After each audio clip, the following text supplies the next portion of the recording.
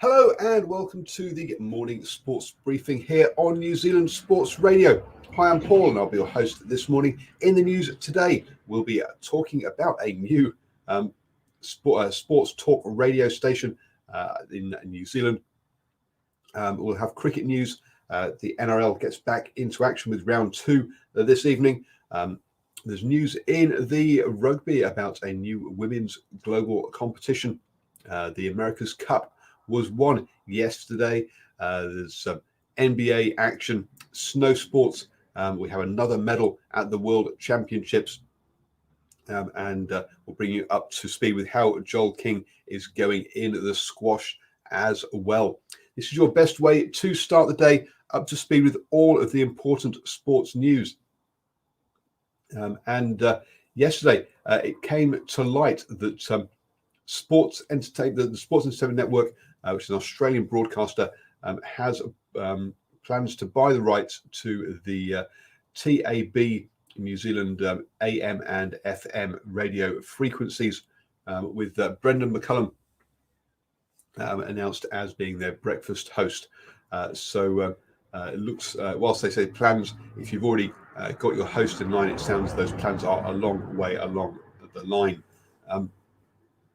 This obviously caused a bit of a furore from New Zealand journalists on Twitter and Facebook, all trying to get themselves in on the action.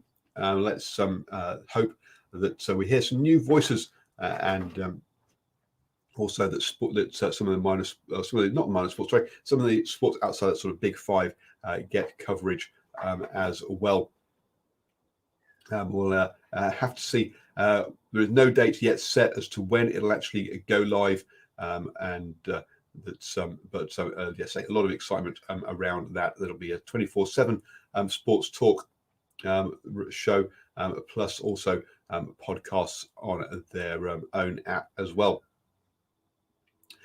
Moving on then into some actual sport, and in the squash, the Joel King is through to the semi-final, and that is actually being played right now of the Black Ball Open.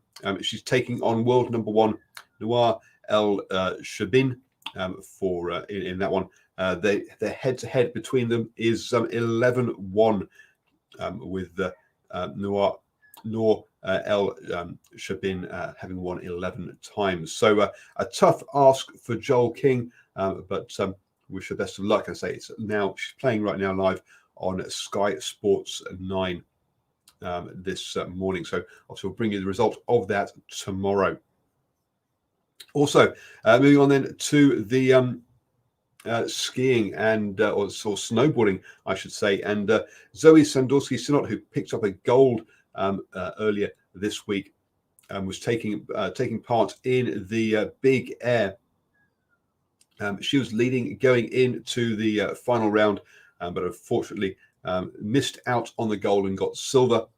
So a fantastic week for her with the gold and the silver medal there in that one. She tried to land a 1260, but unfortunately she said that she went too big into it and realized that she had to pull out during her last final. So during her final jump.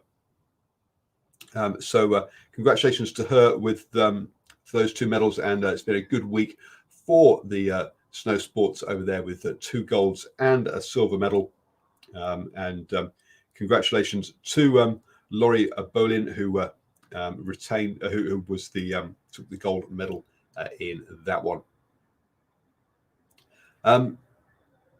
Moving on then to the NBA, and over in the NBA, we had 7 games yesterday, including the 76ers beating the Knicks 99-69.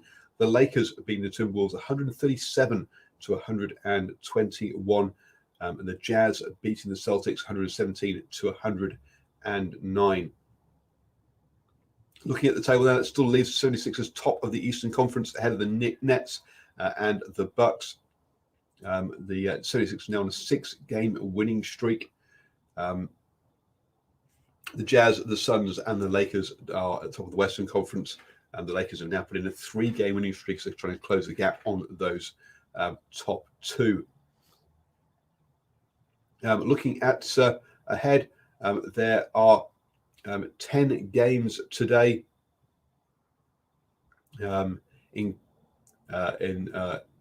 and I can't see. Yes, no, the Pelicans don't look to be in action, so no Steve Adams today. But we'll bring up speed with those key games: the 76ers versus the Bucks. That should be an absolute cracker as top of the table clash there in that one.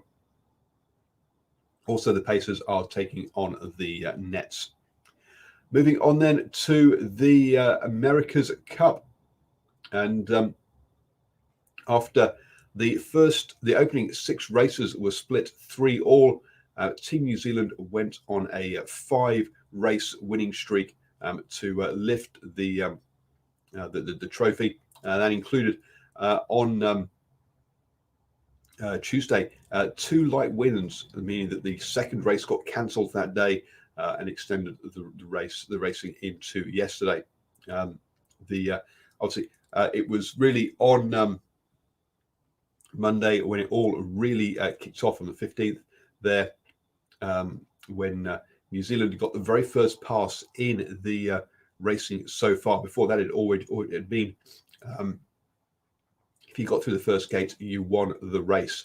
But the pass maneuver there. Then we had all the drama in that second race as both boats fell off their foils. Luna Rosa heading off course twice in that one, and those penalties, meaning that New Zealand managed to turn a 4-minute trail to a 4-minute lead in that one. And then finally, it was relatively comfortable yesterday as New Zealand managed to get through the first gate first and lead all the way to the finish. So congratulations to Team New Zealand for winning their 4th America's Cup in that one, and apparently there's not going to be a ticker tape parade for this one, which you can understand in these times. Over in the NRL, and let's get back into action this evening with the Kings. Oops, that's not right. Wrong tab there. Sorry. With the NRL, with the Eels, taking on the Storm at 10 p.m. This evening. You could catch up for a preview of all of the games in round 2 via the Standoff Show. That's from yesterday evening. You can catch that as a podcast or on YouTube, Facebook, and Twitter as the recording of the video as well. Over in the cricket then, after drawing the Test Series 1-1, Afghanistan and Zimbabwe are into their international T20s. Afghanistan went into bat first and made a good start with Gobaz, their wicketkeeper, scoring 87 at the top of the innings, with good partnerships with Janat with 26 and captain Afghan with 55. I mean, they've posted a total of 198 for 5 in their 20 overs. Zimbabwe never really, after a slow start, never really got up to speed with the run rate. They were led by their opener with 44. Kumbandum Kamawe in that one, and made 150 off their 20 overs, meaning that Afghanistan won that one by 48 runs. A comfortable win to take a 1-0 lead in their T20 series. Moving on then to the rugby, and World Rugby has announced a new international women's calendar, which will take place every year beginning in 2023, with the World Cup expanding to 16 teams. This is to help increase the depth and quality of the women's game. There will be Regional tournaments will all have to be finished by June every year, and then that will be followed up by a international tournament taking place in September and October in a 7-week window. There will be 3 tiers in the WXV, and New Zealand's regional tournament will be with Australia, New Zealand, Australia, New Zealand, Canada, and the USA.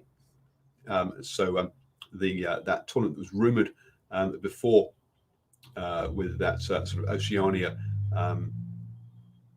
America's tournament will be taking place before and finishing by the end of June every year, and that the top 3 teams from that will go into the top tier of the world competition, and with 3-tier competition with 16 teams across them there. So a good move by World Rugby, who will be investing 6.4 million in this.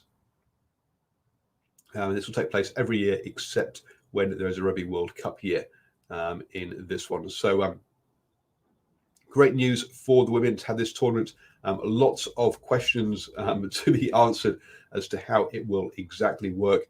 And we'll look at putting together a bit of an explanation video here on New Zealand Sports Radio. You have now started the day the best way, up to speed with all the important sports news. Have a fantastic day, folks. The weekend is getting closer.